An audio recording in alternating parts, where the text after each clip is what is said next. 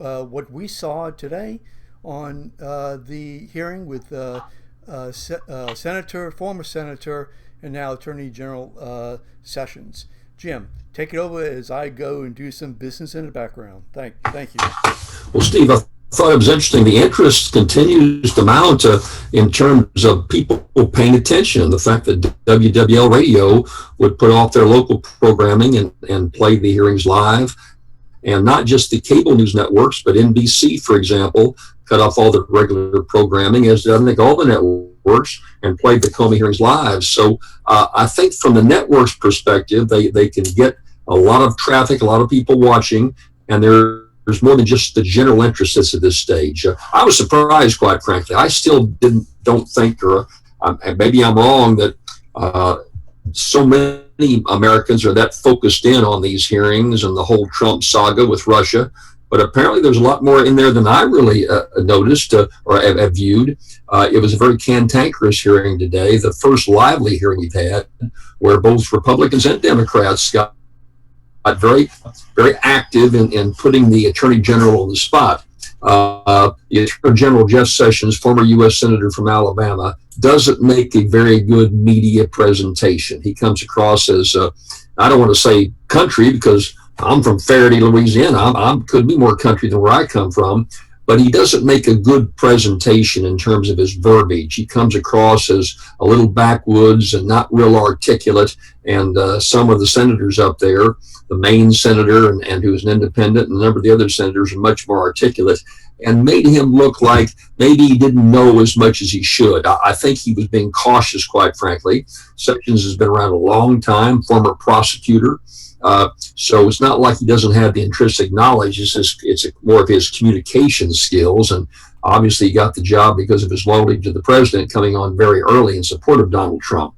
But he was very aggressive. Sessions was, the acting attorney general, very aggressive in denying any secret meetings or any influence or any substantive meetings that he had over Russian involvement in elections and in Russian relationships with the U.S. He said none of that took place, that there were some social gatherings that he would come across some Russian officials, as he did with any number of other country officials, and he's on the Intelligence Committee.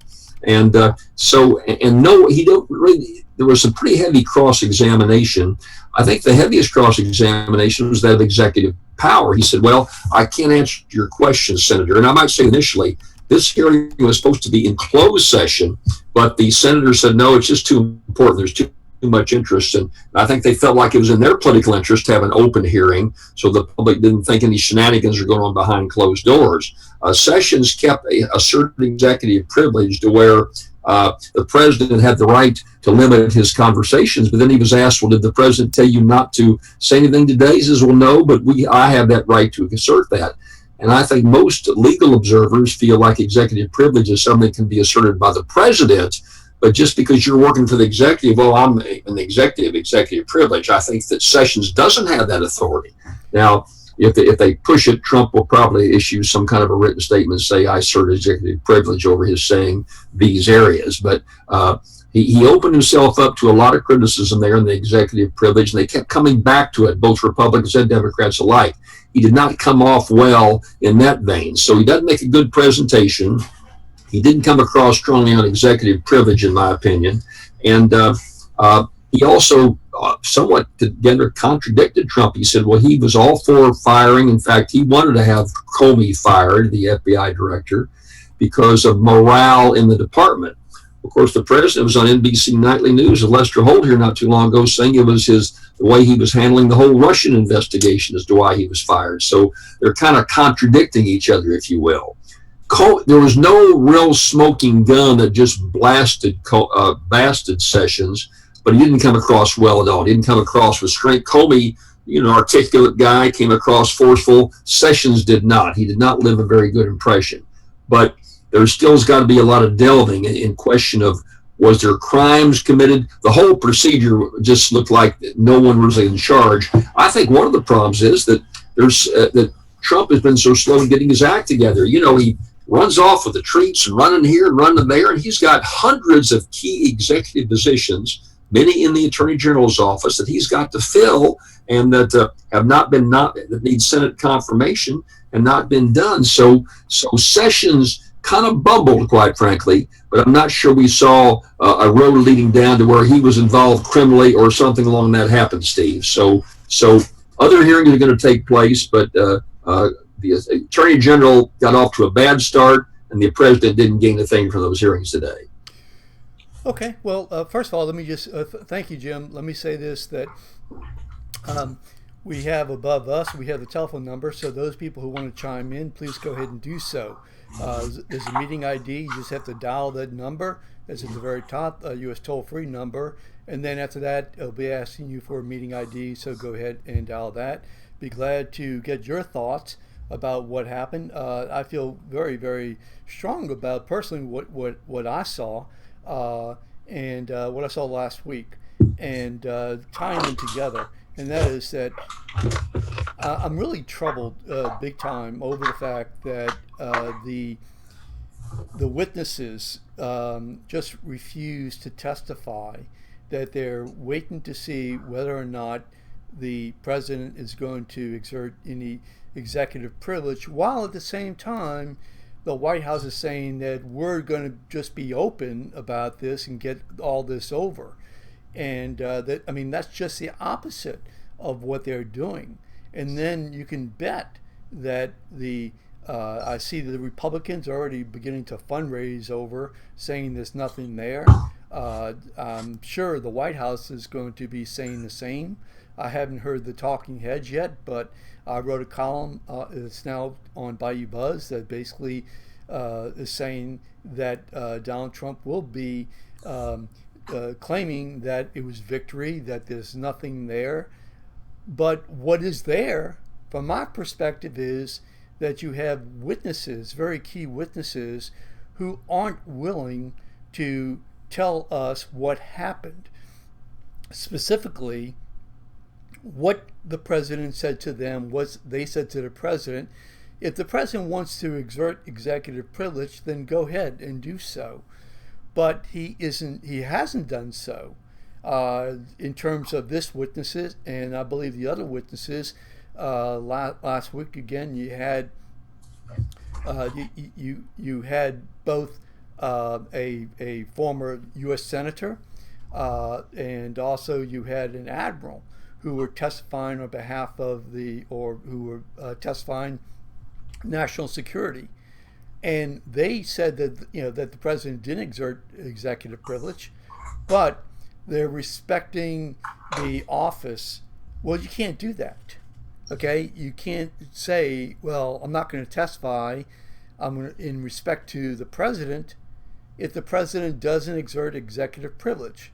So what Sessions did today was to say, well, no, the president didn't exert executive privilege, but I'm going to wait and see what the president has to say for each one of these questions.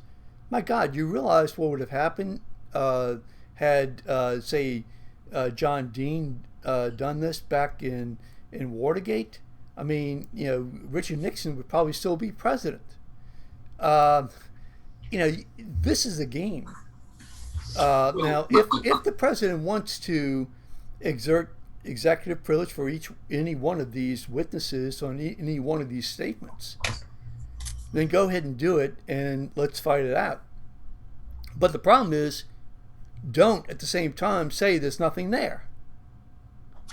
You can't hide behind a non-executive privilege and say there's nothing there if you don't exert executive privilege. That's not right. That's not fair. That's game playing. And I got to tell you, as far as I'm concerned, it continues the entire question of concealment. This time, not just concealment by the president, but concealment by the attorney general and concealment by national security team. That's my take, and I think it's a shame. Well, two observations, Steve. First of all, you're right. It looks like the left hand doesn't know what the right hand is doing. You would think that the lawyers advising Sessions would get into executive privilege and how it is exerted. It has to come from the president. All that would have been worked out in advance.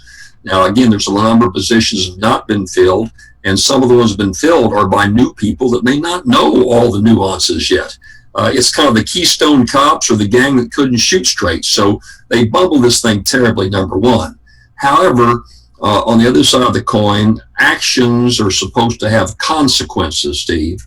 And if Sessions did not properly answer the question, what are the consequences? Well, it would take a Republican-controlled Senate committee to censure him or to even hold him in contempt. And there are criminal penalties for being held in contempt.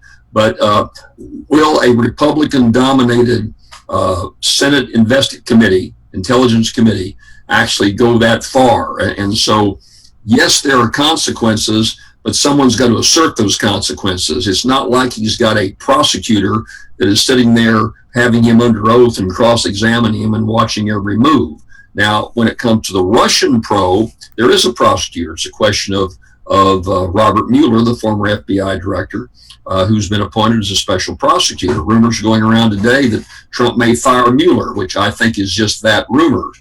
But Mueller is going to have to in some way impede Sessions or bring him to account in some way, because I don't see a Republican-controlled Senate committee or the Senate itself doing anything like that. So, two perspectives. They're handling it terribly. It's the Keystone Cops. They haven't got their act together. But the fact remains that they still, they've still got the ball. They got the ball, and the Democrats don't have the ball. And so Comey didn't have the ball, and Mueller might have part of the ball. So it's a question of what's going to happen because of Sessions' poor performance today. Right. It's funny because, again, maybe there's nothing there. Okay. I mean, one thing we do know that is there is that the Russians actually did interfere with our elections. That's something we know. And thankfully, Sessions, is upset about that, is outraged about it, and is concerned. But the president doesn't seem to be. He's never made a single statement, not one statement about that. In fact, he's saying there's some fat guy in New Jersey. So, that to me is the lack of leadership. Why is it that our senators, our congresspeople, our people on TV, even the witnesses here, say they're concerned, but not the President of the United States? Well, his lack of any,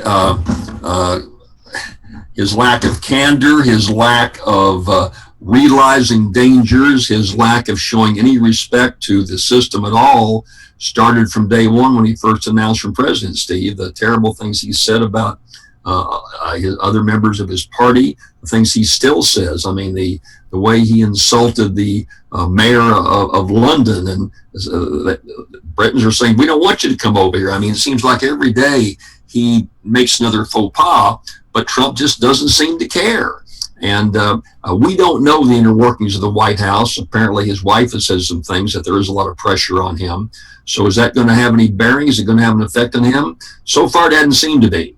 So I think his staff is worried. His appointees are worried. The press is being unmerciful on him. But at this stage, he hasn't made any about face or shown that he's willing to do a number of things that a more conventional politician would do. And it started away, with all of these hearings, his popularity is now down to around 30%. So he's dropped some in terms of numbers, in terms of the latest polls I've shown. And so, I mean, he's off the wall and that does some crazy things, but he's still a product of the system when it comes to the polls. And you just kind of wonder, at what point will he say, look, I better try to turn this thing around and slow down a little bit. So far, he's not shown inclination to do so, but his numbers don't look good, Steve.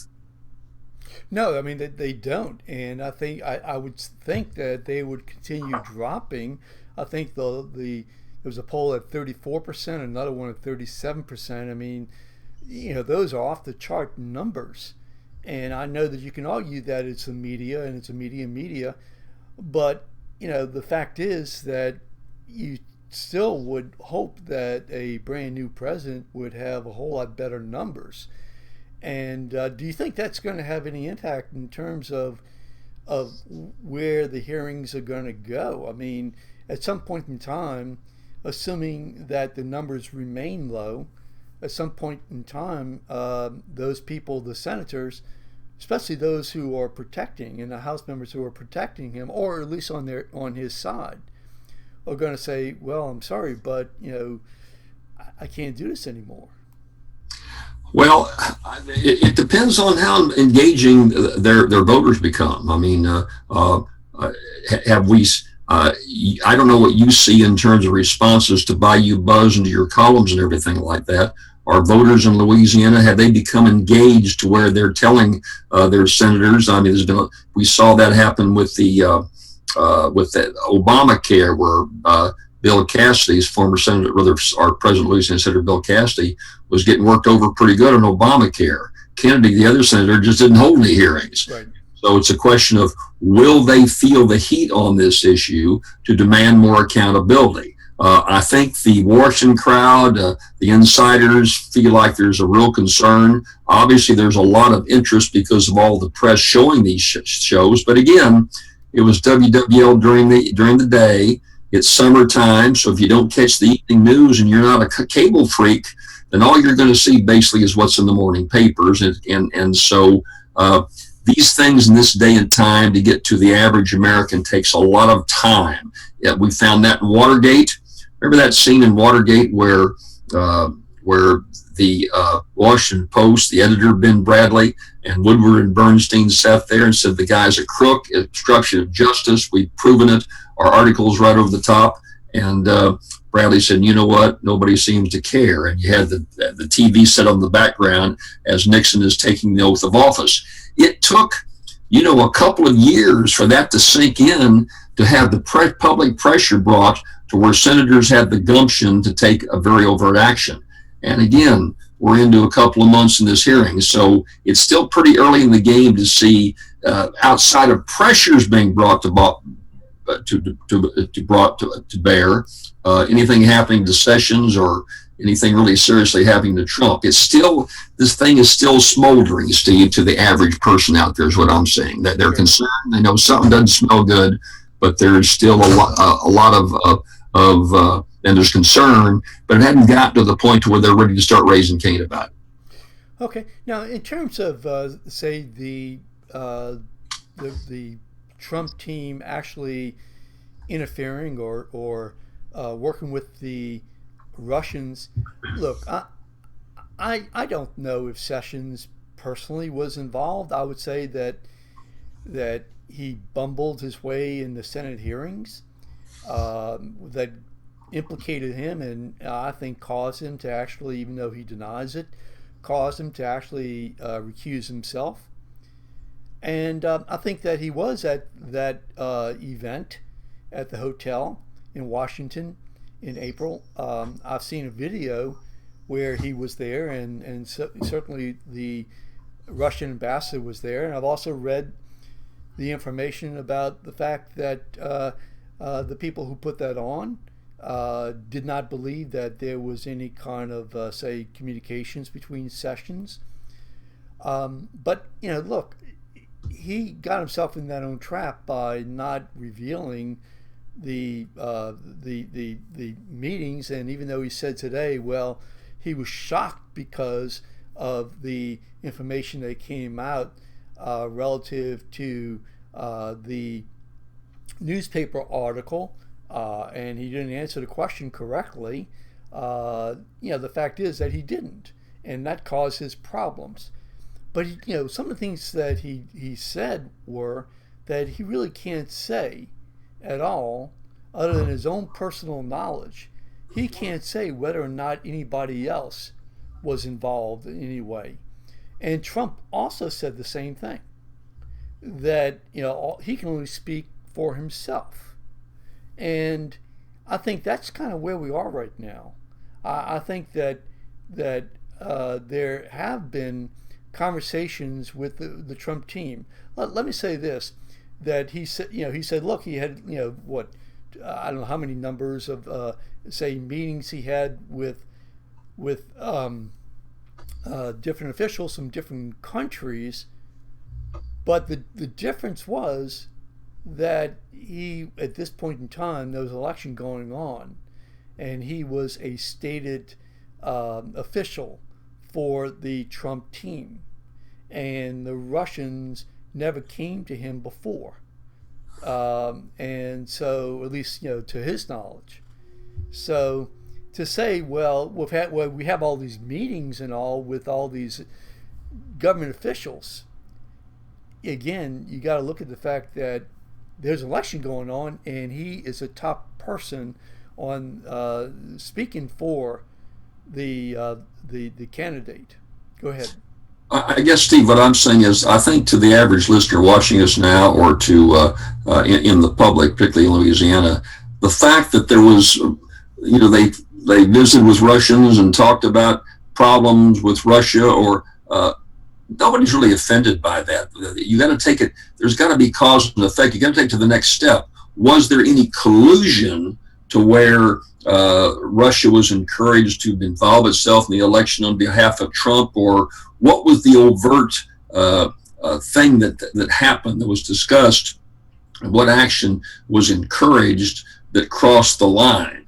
And there's all kind of innuendo, but nothing specific has come out about that. So the fact that Sessions might have at some reception had some pleasantries, or even had a discussion about, hey, we don't like what you're doing in the Ukraine, or we like what you're doing here, whatever it may be, I don't think there's going to be enough pressure by the American people built just because there's some discussions with Russia. It's got to be something. It's got to be a smoking gun. There's something's got to be overt to where Republican operatives of Trump crossed the line and encouraged the Republicans, or urged them to take some action that was detrimental to the American election system. And until something like that heavily is found, I don't see a Republican Congress putting any pressure on Sessions or Trump or anything beyond what we're seeing right now. There'll be some hearings, there'll be some smoke screens, there'll be some outraged Democrats, but we've got to see some more meat. Walter Mondale's session, where's the beef? Well, we're still looking for the beef. Where there's smoke, there's fire. Well, but the fire hasn't broken out yet. And so there's still got to be some other steps to go to find anything else. We've got a few tasteful tidbits, but we haven't got the real beef yet at this stage. Okay, yeah, and the problem is that, unfortunately, we're not getting witnesses to actually testify about some facts, and that's part of the problem, not getting the meat. And again, this thing has just started. I don't think Sessions was involved. I really don't. I think that he probably will not be implicated in that regard. I do think that there is certainly a question about Manafort. I certainly think there's a question about Trump's son-in-law. I think there's a question about Flynn. And so once we get, and also obviously, you have the Roger Stone and a couple other people. So we haven't gotten to that yet. And until we really get to that, we really aren't going to be able to say one way or the other. You're feeling? I agree with you. Like I say, it's early in the game, and just as we've seen in other major investigations, Whitewater, said again, the best example, and the press keeps talking about Watergate. Maybe this will blow up like Watergate did, but we're so in so much in the early stages that there's just not the pressure on members of Congress to take any overt action. And so it's a question of what the public will do. Will the public respond? Will they keep an interest? Will the pressure build? And there's August. We're about a month away from an entire month recess, and Congress isn't going to do a heck of a lot more here. We're moving through June, and like I say, I think it's going to be this fall until a lot more is uncovered. And the key is going to be Mueller. Robert Mueller being the special investigator. A number of people, I think, now are feeling they made a mistake by having a special prosecutor. Should have left it to the Justice Department. So will they have shot themselves in the foot? And so the best thing that is happening to clear the air is Mueller, and Mueller's he's only guy's only been there for 2 weeks, and he's going to put a whole team of investigators together and go back over what facts they have and talk to a lot more people. So I think that's going to take through the summer, and this fall we'll probably get into something much more substantive. I still definitely believe that there is issue regarding obstruction of justice. I mean, I really do. I think that I'm very disappointed that we haven't had the kind of testimony from the Trump administration, and again, using what I consider to be a ploy. And I think that's going to end up really hurting them in the long run. I think that, I mean, one of the things that we did find out is that Comey was correct about one key fact, and two key facts. And fact number one was that he was in this room with in the green room, I think it was, and everybody left. So he was correct about that, and that goes to the argument. Well, you know, why is it that if I'm Comey, I'm saying to myself, well, why is it that these people left, and now the president's asking me questions about, you know, if I'm going to be loyal, and also about say, you know, one of the key people here, that is Michael Flynn, and whether or not, you know, we can drop the case or whatever words, you know, were used. That does, in fact, it does cement that, I think, in that issue.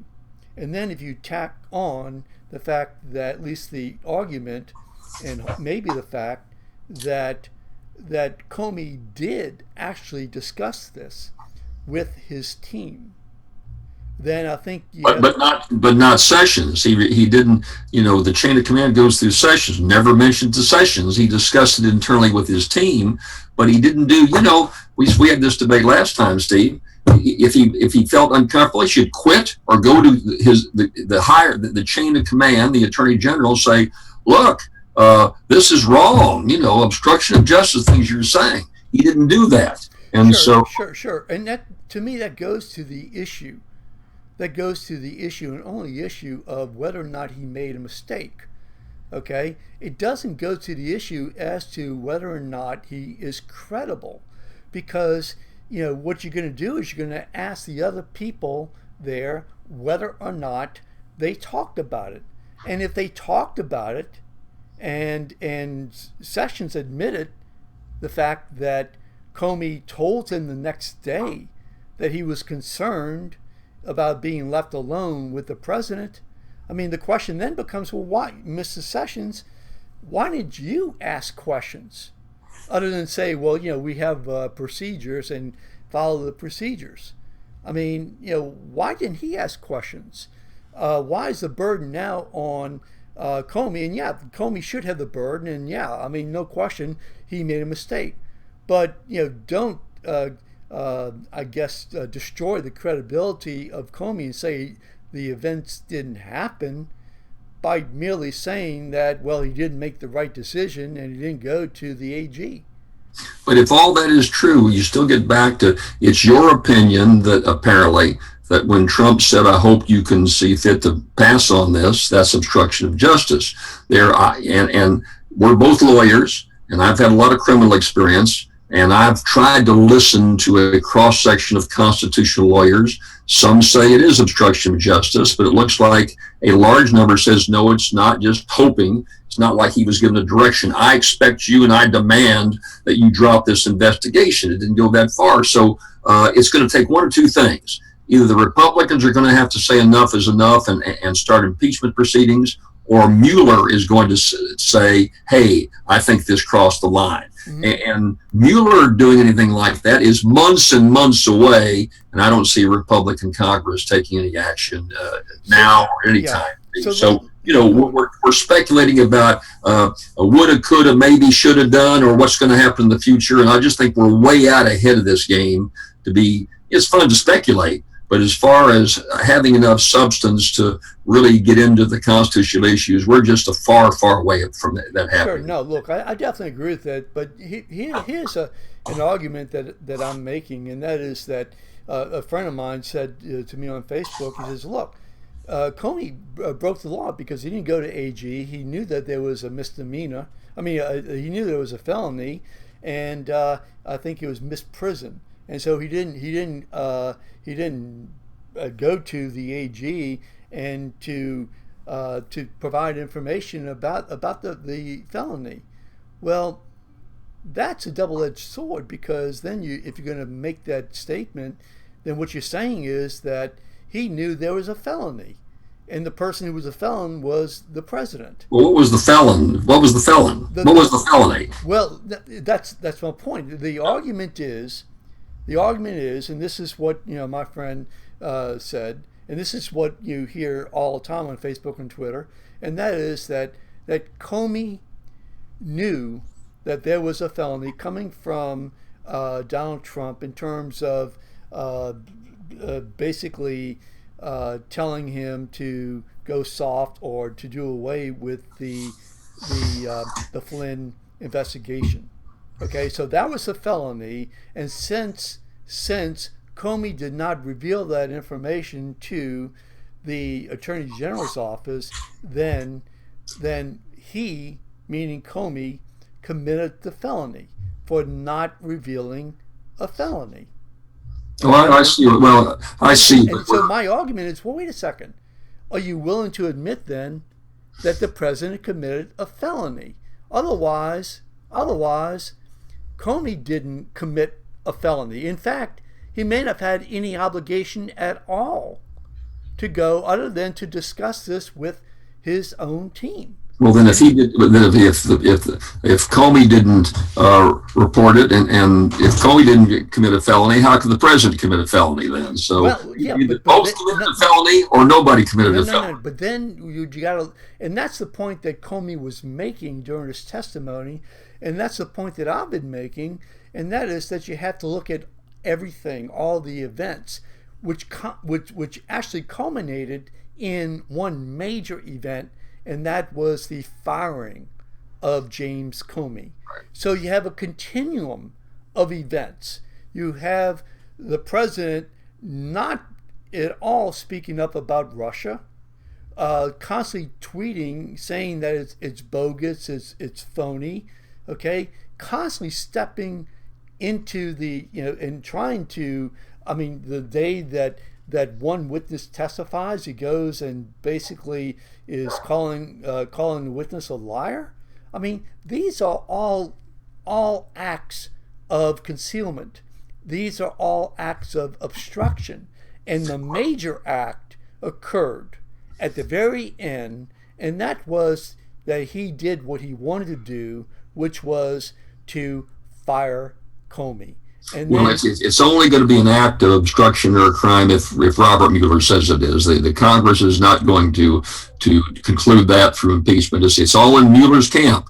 And with that, I'm under orders to shut this down, Steve, because I've got a full evening ahead. But I've enjoyed it as always, and you're right on the money. I'm just saying I'm going to be fascinated to see how this conversation goes, say, 60 days from now, because we'll get a lot more into the impetus to maybe back up your view a lot more, and I'll be anxious to see what happens. Sure, absolutely.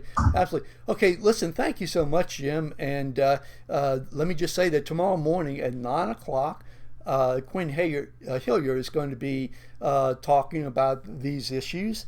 And as you know, Quinn is a conservative columnist with the Washington Examiner and also National Review. So it's going to be really interesting to see what he has to say. Jim, looking forward to that. Listen, take care. I'm going to push some buttons and say goodbye to everybody. I thank you for participating. So take care of yourself, and let me go push these buttons. Take care of yourself. Bye-bye. Bye-bye. And I'm going to dash with you here. I got people in the car waiting on me.